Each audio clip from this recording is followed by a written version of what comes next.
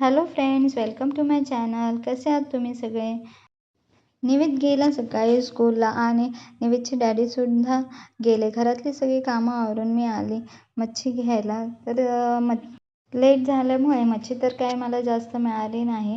राणी मच्छी माझी फेवरेट आहे, ती मी घेऊन आले आणि बाकी मच्छी संपली होती तर यांच्यासाठी मांदेली मच्छी घेऊन आले.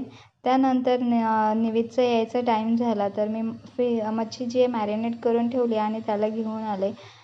कितीही थंडी असली तरी निवेदला आईस्क्रीम खायला खूप आवडतं, तर मी आईस्क्रीम घेतला आणि घरी आल्यावर मच्छी छान अशी फ्राय केली. ही मी मच्छी गव्हाच्या पिठामध्ये फ्राय केली, कारण बांधलेली मच्छी खूप छोटी असते, त्यामध्ये खायला काहीच नसतं. त्यामुळे गव्हाच्या पिठामध्ये फ्राय केलं तर त्याला थोडंसं गव्हाच्या पिठाचं जास्त जाड लागतो आणि ती जास्त गव्हाच्या पिठात बनवलेली मच्छी ही खूप छान लागते. तर अशा प्रकारे ही मच्छी मी बनवली आणि दुपारी फिश आणि त्यानंतर संध्याकाळी निवेदला झोपून इथे गॅलरीत मी उभी राहिले. तर गॅलरीत खूप छान असं दृश्य दिसत होतं, तर त्याचा मी व्हिडिओ बनवला तुमच्यासाठी. आपण कितीही खुश असलो तरी ते सुद्धा नेहमीच्या जीवनात काही ना काही टेन्शन येतच असतं. तसंच प्रकारे मी गॅलरीत उभे राहून काहीतरी विचार करत होते. सुख असो वा दुःख, कुटुंबाची सोबत असेल तर प्रत्येक वाट ही सोपी होत जाते. कुटुंबाची साथ आयुष्याला सगळ्यात मोठं बळ देते. आयुष्यात अनेक चढ-उतार येतात. कधी आनंदाचे क्षण असतात आणि कधी अडचणी आणि कधी दुःखाचे दिवस असतात. अशा वेळी कुटुंबाचा आधार माणसाला खंबीर बनवतो.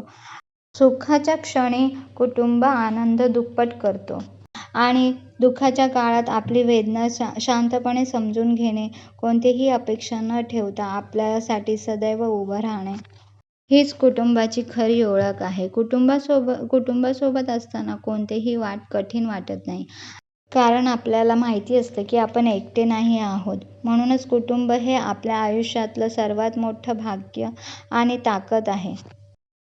असो तर ही सारी झाडं मी 2 महिन्यापूर्वीच लावली होती, तर ही आता छान ग्रोथ झाली आहे. तर आमच्या गॅलरीत जास्त ऊन येत नाही आणि पावसाचे दिवस आता होते आणि आता थंडीचे दिवस आहेत, त्यामुळे जरासं एकदम धुकंच असतं. त्यामुळे ऊन नसल्यामुळे ही झाडांची ग्रोथ पटापट होत नाही आहे. तरीसुद्धा 2 महिन्यांमध्ये चांगलेच झाडांची ग्रोथ झाली आहे. त्यानंतर थोड्याच वेळात निवेद पण उठला. निवेदबरोबर थोडंसं मस्ती केली, टाईमपास केला. निवेदची झोप पूर्ण झाली होती, त्यामुळे तो पण जरासा खुश होता.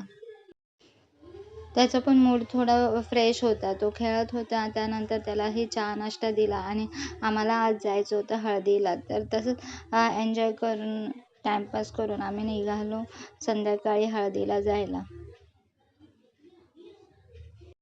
लहान मुलं जी असतात ती घरातलं वातावरण एकदम चेंज करून जातात. त्यांच्या मस्तीने, त्यांच्या हसी मजाकने पूर्ण वातावरणच चेंज होऊन जातं. निवेदचे डॅडी पण तिकडूनच जॉबवरून पोहोचणार होते. लग्नाच्या आधीचा हळदीचा हा शुभ समारंभ म्हणजे आनंद, प्रेम आणि आशीर्वाद यांचं सुंदर प्रतीक आहे. हळद म्हणजे पवित्रता, आरोग्य आणि नव्या आयुष्याची सुरुवात. आज लावली जाणारी हळद ही केवळ सौंदर्यासाठी नाही, तर येणाऱ्या आयुष्यातील सुख आणि समृद्धीसाठी आणि सकारात्मकतेसाठी आहे. आज येथे जमलेली प्रत्येक व्यक्ती प्रेमाने हसत खेळत आनंद साजरा करत आहे. तर असंच हसत खेळत गाणी गात हा हळदीचा आनंदाचा सोहळा साजरा झाला. त्यानंतर सगळ्यांनी आग्रह केला. मला काही एवढा डान्स येत नाही, पण थोडासा मी पण त्यांच्याबरोबर थोडा डान्स केला, थोडंसं एन्जॉय केलं आणि आजचा दिवस असाच संपला. तर भेटूया नेक्स्ट ब्लॉगमध्ये. तोपर्यंत बाय.